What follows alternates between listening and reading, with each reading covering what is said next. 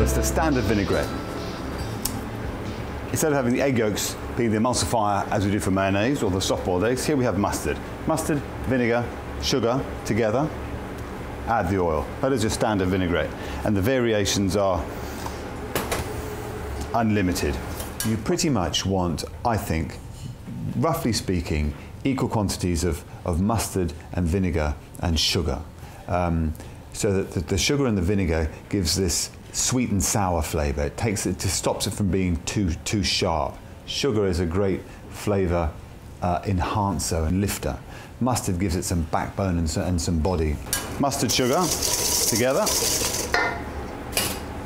Salt, all the seasonings want to go in at the beginning, an estimation of all the seasonings. So they dissolve into the vinegar, which then gets emulsified into the oil. You add the salt at the end, it won't dissolve as well. Mustard, sugar, salt, pepper. Those are the 4 key seasonings. I always think how many people I'm trying to serve when I make a dressing. So if you're making a dressing that's going to do 30 salads, you want to put 30 twists of a peppermill in there because that's kind of the right quantity of pepper per person. Vinegar.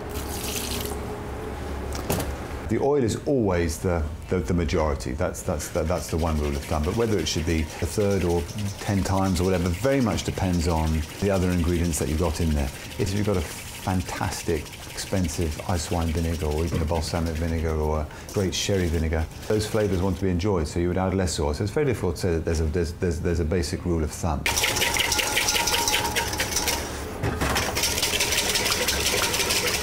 And there's your basic dressing.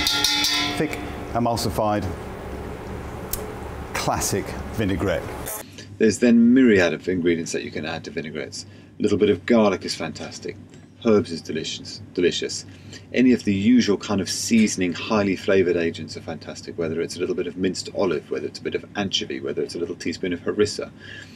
Any of those highly flavoured seasonings that used elsewhere in foods are fantastic if they're incorporated into a basic vinaigrette. We have here, right at the other end of the spectrum, a complex dressing. But again, it's relatively simple in its process. It's in the book. This is a sardine vinaigrette where it's thick, it's rich, but there is a combination you can see in there of oil and solids, and there's tomatoes and vinegar and garlic and peppers all creating the background zing and flavour, and sardines and anchovies. Fantastic, immensely flavourful dressing.